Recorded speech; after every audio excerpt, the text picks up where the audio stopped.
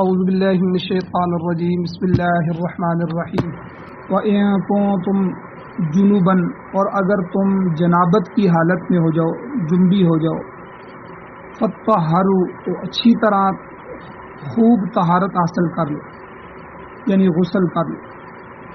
وَإِن كُنتُم مَرْضَىٰ اور اگر تم بیمار ہو، مریض ہو، او علی سفر یا مسافر ہو، سفر کی حالت میں ہو، او جاء احد منکم من الغائط یا تم میں سے کوئی پست جگہ سے ہو کر آئے، یعنی جائے ضرورت سے پیشاب پخانہ کے بعد تم فارغ ہو کر آؤ، او لامستم النساء یا تم عورتوں کے پاس گئے ہو، یعنی عورتوں کو چھوا ہو، جمع کیا ہو، صحبت کی ہو، تو ان چار صورتوں میں فلم تجدوا ماء پھر تم نے پانی نہیں پایا، پانی موجود نہیں ہے، پانی پر قدرت نہیں ہے، تو فتیمموا پس تم تیمم کر لو، صعیدا طیبا پاک مٹی کے ساتھ، یعنی فتیمموا صعیدا طیبا تو تم پاکیزہ مٹی کے ساتھ قصد کرو، فامسحوا بوجوہکم اور مسح کر لو،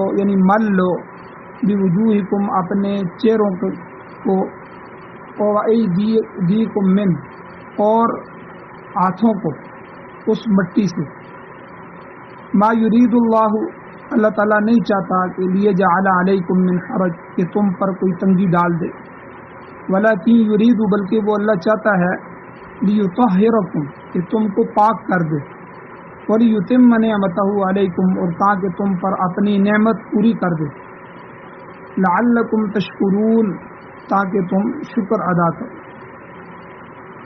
وَاذْكُرُوا نِعْمَةَ اللَّهِ عَلَيْكُمْ اور یاد کرو اللہ تعالیٰ کے احسان کو جو تمہارے اوپر ہے، وَمِيثَاقَهُ الَّذِي وَاثَقَكُم بِهِ اور اس کے اس وعدے کو، اس عہد کو جو اس نے تم سے پختہ طریقے پر ٹھہرایا ہے، اذ قلتم جب تم نے کہا کہ سمعنا وَأَطَعْنَا ہم نے سنا اور ہم نے اطاعت کی، واتقوا اللہ اور تم اللہ سے ڈرتے رہو، ان اللہ علیم بذات الصدور بے شک اللہ تعالی دلوں کے رازوں کو بھی جاننے والا ہے۔ سورۃ المائدہ جو قرآن مجید کی 5ویں سورت ہے اور یہ 6واں سپارہ ہے، اس کی آیت نمبر 6 کا آخری حصہ اور آیت نمبر 7 آپ کے سامنے تلاوت ہوئی ہے، آپ نے اس کا ترجمہ سماعت فرمایا۔ ان آیات کا درس کا پہلا حصہ گزر چکا ہے، جس میں پانی کی عدم موجودگی میں، پانی موجود نہ ہو تو 4 حالتوں کے اندر، ایک تو ایسی بیماری ہو کہ پانی استعمال کرنے سے وہ بیماری بڑھ جانے کا خطرہ ہو، جان جانے کا خطرہ ہو، اور ڈاکٹر نے پانی کا استعمال منع کر دیا، تو ان کنتم مرضی ایک حالت تو یہ ہے کہ اگر تم مریض ہو ایسی حالت میں آ جاؤ، او علی سفر دوسرا تم مسافر ہو، یعنی دوران سفر پانی میسر نہ آئے تو تب بھی، اور تیسرا او جاء احد منکم من الغائط یعنی رفع حاجت کر کے، پیشاب پخانہ کر کے تم آئے ہو، تو ان دونوں صورتوں میں بھی، او لامستم النساء یا تم نے عورتوں کو چھوا ہو، یعنی عورتوں سے صحبت کی ہو، مباشرت کی ہو، جمع کیا ہو، عورتوں سے مقاربت کرو، تو ان تمام صورتوں میں اگر فلم تجدوا ماء تمہیں پانی نہ ملے، پانی پر تمہیں قدرت نہیں ہے، یا پانی موجود نہیں ہے، یا پانی کے استعمال سے بیماری اور جان کے جانے کا خطرہ ہے، تو پھر کیا کرو، فتیمموا صعیدا طیبا تو پاک مٹی کا قصد کرو، ارادہ کرو، یعنی پاک مٹی لے لو، اس سے تیمم کر لو، تو یہ تیمم تمہارے لیے وضو کے بھی اور غسل کے بھی قائم مقام ہو جائے گا، یہ پاکی ہے، مٹی کے ساتھ طہارت حاصل ہوگی۔ اب آج کے درس میں تیمم کا طریقہ بیان کیا گیا، اب تیمم کا طریقہ کیا ہے کہ سب سے پہلے یہ سمجھ لیں کہ تیمم کا لفظی معنی ہے قصد کرنا، ارادہ کرنا کسی چیز کا، اور فقہاء کرام فرماتے ہیں کہ تیمم کا معنی ہے قصد الصعید للتطہیر، قصد الصعید للتطہیر، یعنی طہارت کے لیے پاک مٹی کا ارادہ کرنا، طہارت پاکی حاصل کرنے کے لیے پاک مٹی کا ارادہ کرنا۔ یہاں بھی اللہ تعالیٰ نے فرمایا کہ فلم تجدوا ماء، کہ جب پانی میسر نہ ہو تو تیمم کر لو۔ اب تیمم کیسے کریں گے، طریقہ کیا ہے، آگے اللہ تعالیٰ طریقہ بتا رہے ہیں کہ فامسحوا بوجوہکم وایدیکم منہ، یعنی اس مٹی کو اپنے منہ اور اپنے ہاتھوں پر مل لو۔ اب اس کی تشریح نبی علیہ الصلوۃ والسلام نے خود اپنے ارشاد مبارک سے فرمائی ہے۔ فرمایا کہ دونوں ہاتھوں سے ایک ضرب مٹی پر لگاؤ، دونوں ہاتھ سیدھے کر کے نیچے مٹی پر ایک ضرب لگاؤ، اور اگر مٹی زیادہ لگ جائے تو دونوں ہاتھوں کو آپس میں ٹکرا کے دونوں ہاتھوں کو جھاڑ دو تاکہ گرد و غبار جو ہے وہ اتر جائے، کم ہو جائے۔ اس کے بعد پھر دونوں ہاتھ اپنے چہرے پر لے جاؤ اور منہ پر مل لو، وہی مٹی میں لگے ہوئے ہاتھ اپنے منہ پر مل لو، اور منہ میں اس طرح ملنا ہے کہ منہ پر کوئی جگہ بھی خشک نہ رہے، ایسی کہ جس پر مٹی نہ پہنچ جائے۔ یہ ایک ضرب ہوگی۔ پھر دوسری ضرب بھی اسی طرح مٹی پر لگانی، یعنی دونوں ہاتھ نیچے مٹی پر لگانے ہیں، اور اگر مٹی زیادہ ہو جائے تو اس کو جھاڑ لیں۔ اس کے بعد دونوں ہاتھوں پر کونیوں سمیت مل لو، جس طرح وضو میں دونوں ہاتھ کونیوں سمیت دھوتے ہیں، تو اسی طرح تیمم میں بھی جو مٹی پہ ضرب لگائی جاتی ہے اس کے بعد جھاڑ کے دونوں ہاتھ جو ہیں وہ کونیوں سمیت جو ہے وہ مل لینے، یہاں بھی کوئی جگہ بچے نہیں، کوئی جگہ خالی نہ رہے۔ یہ تیمم مکمل ہو گئے۔ یہاں ایک بات یہ بھی سمجھ لیں کہ جو ضربات کی تعداد ہے کہ کتنی ضربیں لگانی ہیں مٹی پر، اس میں فقہاء کرام کا اختلاف ہے۔ بعض حضرات کے نزدیک ایک ہی ضرب ہے، ایک ہی ضرب لگاؤ، اسی کو منہ پر بھی مل لو اور پھر کونیوں سمیت ہاتھوں پر بھی مل لو۔ یہ حضرات فرماتے ہیں کہ ایک ہی ضرب لگا کر منہ اور ہاتھوں پر پھیر لینا یہ کافی ہے، مگر یاد رکھیں جمہور فقہاء کرام، زیادہ اور اکثر فقہا جو ہیں وہ دو ضربات کے قائل ہیں، کہ ایک دفعہ مٹی پر ہاتھ مارا اور مار کر منہ پر مل لو، اور دوسری دفعہ پھر ہاتھ مارو، الگ سے دوسری ضرب لگاؤ اور ہاتھ مار کر ہاتھوں پر پھیر لو۔ صحیح حدیث میں دو ضربوں کا ثبوت موجود ہے، تو لہذا امام اعظم ابو حنیفہ رحمہ اللہ کا مسلک بھی یہی ہے کہ دو الگ سے ضرب لگائی جائیں، ایک ضرب جو ہے وہ منہ کے لیے الگ سے لگائی جائے اور دوسری ضرب جو ہے وہ ہاتھوں کے لیے الگ سے لگائی جائے۔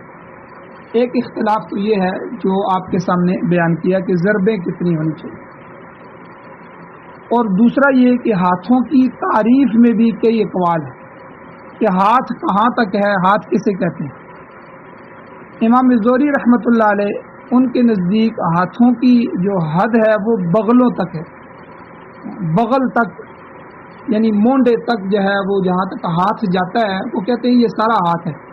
اس لیے تیمم میں ان کے نزدیک جو ہے امام زہری فرماتے ہیں کہ جب تیمم کیا جائے گا تو بغل تک جو ہے کا حصہ اس پر ضرب لگائی جائے گی۔ اسی طرح بعض حضرات ان کے نزدیک ہاتھ کلائی تک ہے، وہ کہتے ہیں یہ جو کلائی مڑ رہی ہوتی ہے تو جہاں بظاہر ہاتھ کی حد ختم ہوتی ہے آگے سے بازو شروع ہو رہا ہے، تو یہ جو کلائی ہے وہ کہتے ہیں یہ کلائی تک ہاتھ ہے، تو یہاں تک صرف ملنا چاہیے۔ اور تیسرا گروہ فقہا کا وہ ہے کہ بعض کے نزدیک جو ہے نصف ہاتھ تک ہے، یعنی کونیوں تک، یہ نصف ہاتھ۔ تو امام اعظم ابو حنیفہ رحمہ اللہ بھی کونیوں کو بھی ہاتھوں میں داخل کرتے ہیں کہ کونیوں سمیت جو ہے یہ سارا تیمم کیا جائے گا۔ اور تیسری بات یہ ہے کہ تیمم وضو کا نائب ہوتا ہے. وضو اصل چیز ہے، لیکن جب پانی نہیں ملے تو تیمم کر لینا. تو تیمم سے بھی اسی طرح پاکی حاصل ہو گئی جس طرح وضو سے، یعنی پانی سے وضو کرنے سے پاکی حاصل ہوتی.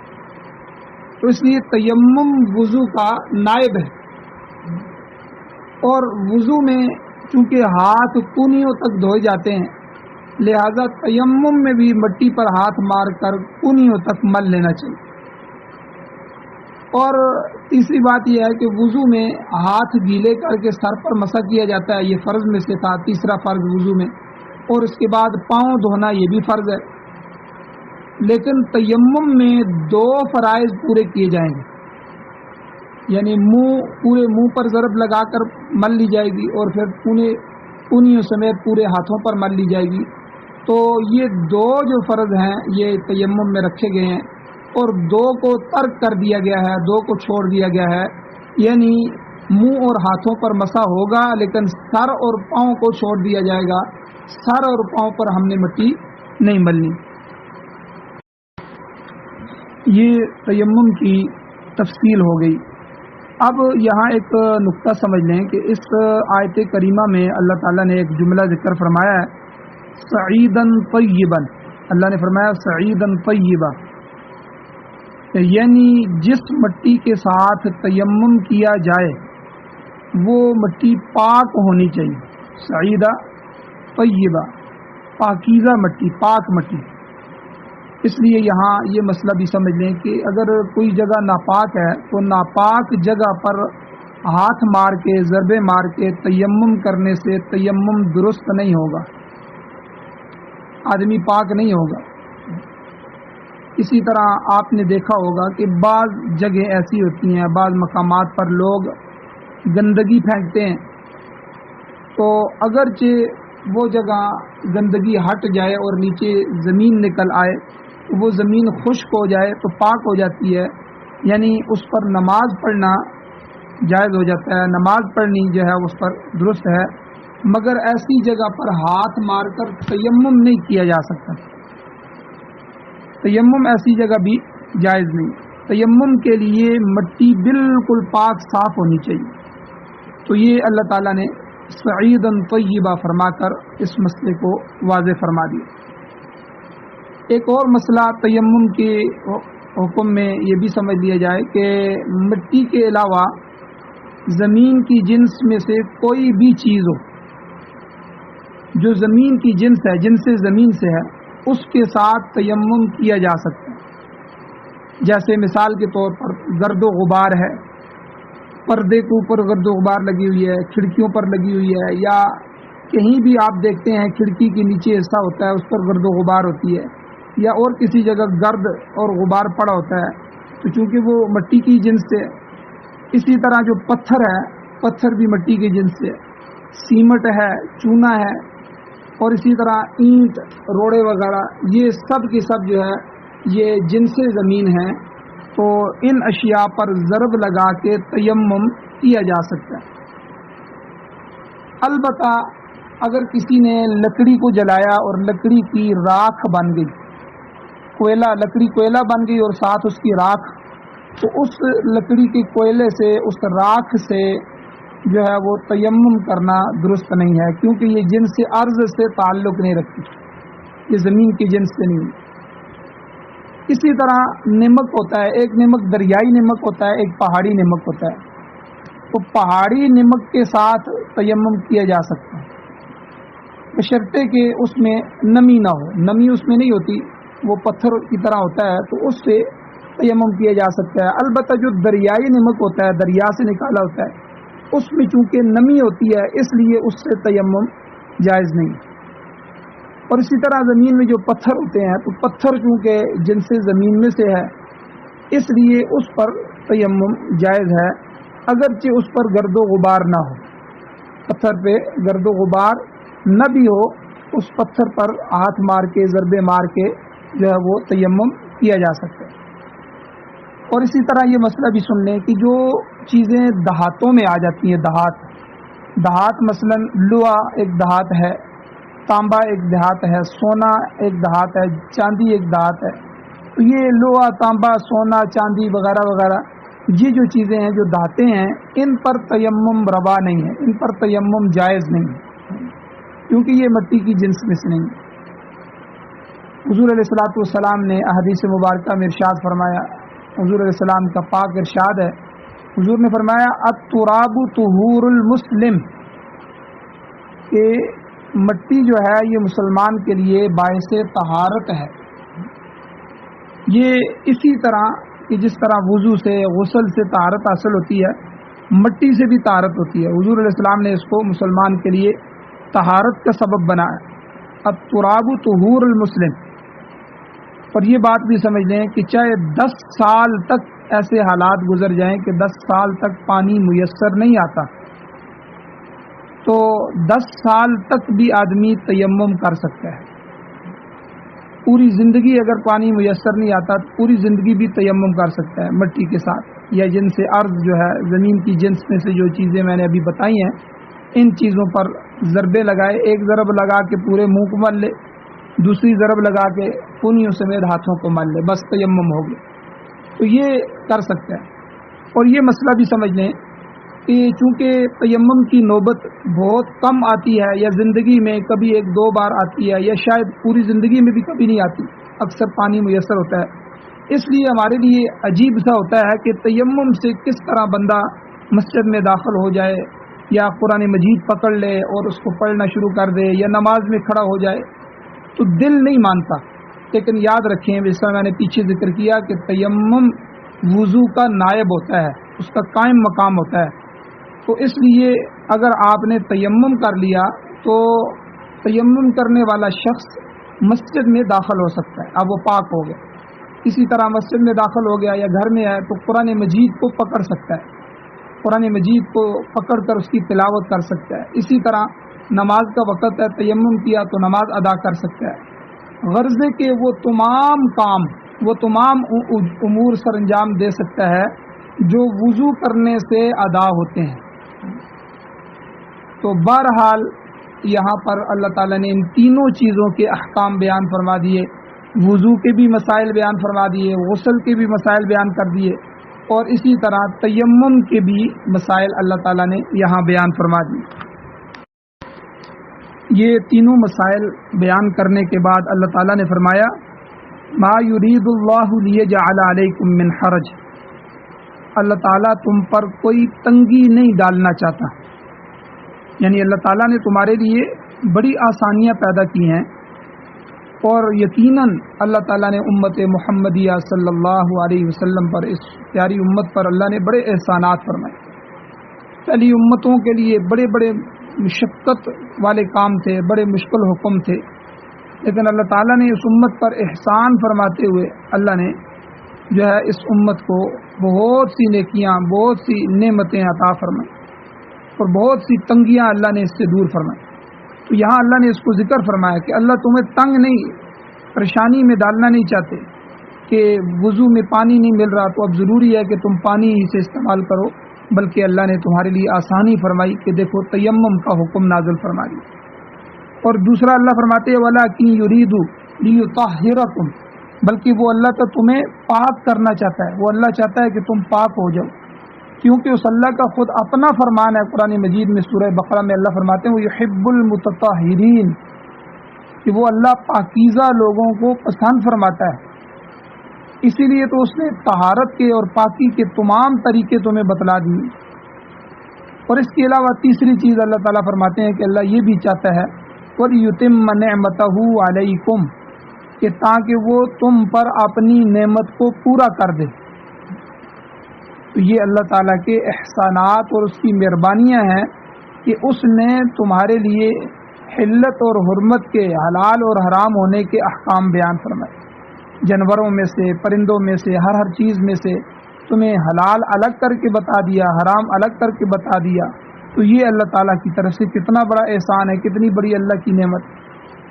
اسی طرح اللہ نے وضو کا، غسل کا اور تیمم کا طریقہ بتلا دیا ہے کہ تمہارے لیے پاکیزہ چیزوں کو اللہ نے حلال کر دیا، اور جو چیزیں تمہارے جسم کے ساخت کے منافی ہیں اور روح کی طہارت کے خلاف ہیں، یعنی جسمانی اور روحانی طور پر مضر اور نقصان دہ ہیں، اللہ تعالیٰ نے انہیں حرام قرار دیا۔ اور اسی طرح اللہ کی مہربانی یہ بھی ہے کہ خاص شرطوں کے ساتھ اللہ نے نکاح کی بھی اجازت دے دی ہے، اور اسی طرح اس سے پہلے بھی اللہ تعالیٰ نے اپنے احسانات تمہیں گنوائے ہیں، اور اپنے احسانات میں سے اسلام کی دولت کا بھی اللہ نے ذکر فرمایا کہ دیکھو اللہ نے تمہیں ایمان کی دولت نصیب فرمائی، اللہ نے تمہیں اسلام کی دولت نصیب فرمائی، اور اپنے دین کی طرف، اپنے قرآن کی طرف رہنمائی فرمائی۔ تو اگر اللہ تعالیٰ یہ مہربانی نہ فرماتے تو آج ہم جو ہے وہ کفر کے پلڑے میں ہوتے۔ اور پھر اسی طرح اللہ تعالیٰ نے اس نعمت کو بھی پیچھے ذکر فرمایا کہ دیکھو تم پر میں نے جو ہے وہ اپنا دین مکمل فرما دیا، اور تمہیں میں نے خلافت ارضی جو ہے وہ عطا فرمائی ہے کہ زمین کی خلافت اور زمین کا غلبہ، اور زمین پر میں نے تمہیں عزت عطا فرمائی۔ اور اسی طرح اللہ کی نعمتوں میں سے دیکھیں کہ قرآن جیسی عظیم کتاب کے علم سے اللہ نے تمہارے دلوں کو منور کیا، اور پھر نبی آخر الزمان صلی اللہ علیہ وسلم جیسا نبی اللہ نے عطا فرمایا، اور ان کی سنت سے مستفید ہونے کی اللہ نے توفیق عطا فرمائی۔ تو فرمایا یہ تمام احسانات ہیں، اور یہ میں نے تمہارے اوپر احسان کیوں کیے ہیں؟ یہ اس لیے کیے ہیں لعلکم تشکرون، تاکہ تم میرے شکر گزار بندے بن۔ نعمت کا شکریہ ادا کرنا بھی ضروری ہے، ورنہ یہی نعمت تمہارے لیے وبال جان بھی بن سکتی ہے، تمہارے لیے مصیبت بھی بن سکتی ہے۔ سورہ سبا کے اندر اللہ تعالیٰ ارشاد فرماتے ہیں جو ہے حضرت داؤد علیہ السلام کے گھرانے کو اللہ کہتے ہیں اعملوا آل داؤد شکرا وقلیل من عبادی الشکور، اے آل داؤد میرا شکر ادا کرو، اور میرے شکر گزار بندے بہت تھوڑے ہیں۔ یعنی اکثر لوگوں کو بے شمار نعمتیں حاصل ہیں مگر وہ شکر نہیں ادا کرتے۔ اب آپ چھوٹی سی نعمت دیکھیں، ہمارے جسم میں، جسم تو بہت بڑی نعمت ہے، اس میں سینکڑوں اور ہزاروں مشینریاں کام کر رہی ہیں، اور جو ہے 70-80 سال تک دل چل رہا ہے، اور کتنی نعمتیں۔ میں ایک جگہ پڑھ رہا تھا، یہ جو ہمارے گردے ہیں، گردے، یہ جو ڈائلاسس کراتے ہیں، جو گردے کے مریض ہو جاتے ہیں، وہ ہفتے میں 2 دن 3 دن ڈائلاسس کرواتے ہیں، کتنی تکلیف ہوتی ہے۔ 4-4 5-5 گھنٹے بندہ مشین پہ پڑا رہتا ہے، اور وہ مشین کیا کرتی ہے کہ خون میں سے پانی کو الگ کر دے، خون پانی ایک ہو جاتا ہے۔ اور ہمارے گردے آپ دیکھیں یہ ہر وقت کتنا کام کرتے ہیں کہ یہ صاف ستھرا خون جسم کو مہیا کرتے ہیں، اس میں سے پانی الگ کر دیتے ہیں، اور اس کو پیشاب کے اور پخانے کے راستے سے اللہ تعالیٰ ضائع کر دیتا ہے۔ اور میں پڑھ رہا تھا کہ یہ جو گردے ہیں یہ ایک دن میں، ہمارے جسم میں ایک دن میں 36 مرتبہ ڈائلاسس کا عمل کرتے ہیں، یعنی 36 مرتبہ یہ خون کو صاف کرتے ہیں۔ تو آپ دیکھیں ایک دن میں 36 مرتبہ کے در، اور ایک ہفتے میں 3 مرتبہ مشین کے ذریعے ڈائلاسس ہوتا ہے۔ تو یہ گردے کتنی بڑی نعمت ہے، کتنی بڑی اللہ کی طرف سے انعام ہے۔ تو اس لیے اللہ یہاں فرماتے ہیں کہ اے آل داؤد میرا شکر ادا کرو، لیکن ساتھ اللہ نے فرما دیا وقلیل من عبادی الشکور، میرے شکر کرنے والے بندے بہت تھوڑے۔ اکثر لوگ بے شمار نعمتوں کے اندر ڈوبے ہوئے ہیں، لیکن ان کو شکر کی توفیق نہیں ہوتی، شکر نہیں ادا کرتے۔ اس لیے اللہ نے فرما دیا وَاذْكُرُوا نِعْمَتَ اللَّهِ عَلَيْكُمْ، ان نعمتوں کو یاد کرو جو اللہ نے تمہیں عطا کی ہیں۔ تمہارے اوپر جو بے شمار نعمتیں اللہ نے اڈھین دی ہے، گھر تمہیں عطا فرمایا، جوانیاں عطا فرمائی، صحت عطا فرمائی، اولاد عطا فرمائی، رشتہ دار برادری خاندان قبیلے عطا فرمائے، اور بہت سی سینکڑوں لاکھوں ہزاروں لاکھوں نعمتیں اللہ نے تمہیں عطا فرمائی ہیں۔ تو اس کا شکریہ ادا کرتے رہو، اللہ کی ان نعمتوں کو یاد کرتے رہو، اور اس پر اللہ کا شکر ادا کرتے رہو۔ اس کے بعد اللہ تعالیٰ نے فرمایا کہ دیکھو وَمِيثَاقَهُ الَّذِي وَاثَقَكُم بِهِ، اس وعدے کو، اس عہد کو بھی یاد کرو جو تم نے اللہ تعالیٰ سے کیا، اور اس اللہ نے تم سے پختہ طریقے سے، پکے طریقے سے وہ وعدہ دیا تھا۔ کب کہ اذ قلتم، جب تم نے کہا تھا سمعنا و اطعنا، کہ ہم نے سن لیا اور ہم نے اطاعت کی۔ تو اس قسم کا ذکر اس امت کے بارے میں سورہ بقرہ کے آخری رکوع میں بھی موجود ہے کہ اللہ نے فرمایا وقالو، انہوں نے کہا سمعنا و اطعنا. صحابہ کی یہ صفت تھی کہ صحابہ کیا فرماتے ہیں حضور آپ بیان فرمائیے، ہم سنیں گے اور اطاعت کریں گے. سنیں اور اطاعت کریں، یہ نہیں کہنا کہ یہ حکم کیوں ہوا ہے، یہ نہ ہوتا تو یہ ہو جاتا، یہ ہوتا تو یہ ہوتا، اس میں یہ تبدیلی کر دی جائے، میں یہ نہیں کر سکتا. یہ چیز نہیں ہے، یہ تو کافروں کا اور منافقوں کا طریقہ ہے. صحابہ کرام کا اور ایمان والوں کا جو ذکر اللہ نے فرمایا کہ وقالو، وہ کیا کہتے ہیں سمعنا و اطعنا، ہم نے اے اللہ تیرے احکام سن لیے اور ان کی اطاعت کا عہد کرتے ہیں. غفرانک ربنا، اے مولا کریم ہمارے گناہ معاف فرما، والیک المصیر، کہ ہم نے تیری ہی طرف لوٹ کر جانا ہے. اسی طرح آپ دیکھیں کہ سابقہ سورت، پچھلی سورت سورہ نساء میں گزر چکا ہے کہ آخری امت سے پہلے اللہ تعالیٰ نے بنی اسرائیل سے بھی وعدے لیے تھے مگر انہوں نے توڑ دیے. سورہ نساء میں لفظ موجود ہے، اللہ فرماتے ہیں فبما نقضہم میثاقہم، کہ ان کے عہد توڑنے کی وجہ سے وہ لعنت کے مستحق ٹھہرے، ان پر اللہ کی طرف سے لعنت ہوئی. تو اس صورت کو بھی دیکھیں، اس صورت کی بھی ابتدا میں اللہ تعالیٰ نے سورہ مائدہ کے شروع میں پہلی آیت میں اللہ تعالیٰ نے ایفائے عہد کے موضوع سے اس صورت کو شروع فرمایا. یا ایھا الذین آمنوا اوفوا بالعقود، اے ایمان والے اپنے عہدوں کو، اپنے وعدوں کو پورا کرو. تو عہد کا ایفا کرنا، وعدوں کو پورا کرنا، یہ بہت بڑی ذمہ داری کی بات. اسی طرح سمجھ لیں کہ جو شخص کلمہ توحید پڑھ لیتا ہے، اللہ کے احکام کی اطاعت کا وعدہ کر لیتا ہے، تو پھر اسے چاہیے کہ اپنے عہد کو پورا کرے. اسی لیے یہاں فرمایا کہ اپنے اس عہد کو یاد کرو. عام طور پر اللہ تعالیٰ کا یہ طریقہ ہے کہ وہ اللہ جب قانون ذکر فرماتے ہیں یا کوئی حکم بیان کرتے ہیں تو قوانین یا احکام بیان کرنے کے بعد یا تو اللہ تعالیٰ علم کا حوالہ دیتے ہیں کہ اللہ علیم بذات الصدور ہے، یا اللہ تعالیٰ تقوی اختیار کرنے کا حکم دیتے ہیں. تو یہاں بھی اللہ تعالیٰ نے تیمم کے احکام بیان کرنے اور اپنے احسانات کا ذکر کرنے کے بعد فرمایا واتقوا اللہ، اللہ تعالیٰ سے ڈر جاؤ، اللہ سے ڈرتے رہو. کہیں ایسا نہ ہو کہ اس اللہ کے عہد کی خلاف ورزی ہو جائے، کہیں اس اللہ کے وعدے کو توڑ نہ بیٹھنا. یہ نہ سمجھنا کہ تم اپنے ہم جنسوں کی طرح، دوسرے لوگوں کی طرح اللہ تعالیٰ کو دھوکہ دے سکو گے، بلکہ ان اللہ علیم بذات الصدور، اللہ تعالیٰ تمہاری نیت اور تمہارے ارادے سے بھی واقف ہے، تمہارے دلوں کی جو بھید ہیں، دلوں کی جو راز ہیں اللہ تعالیٰ ان سے بھی واقف ہے. لہذا عہد شکنی کر کے، وعدے کو توڑ کے تم اس اللہ کی سزا سے بچ نہیں سکتے. اللہ تعالیٰ سے دعا ہے اللہ ہمیں عمل کی توفیق عطا فرمائے.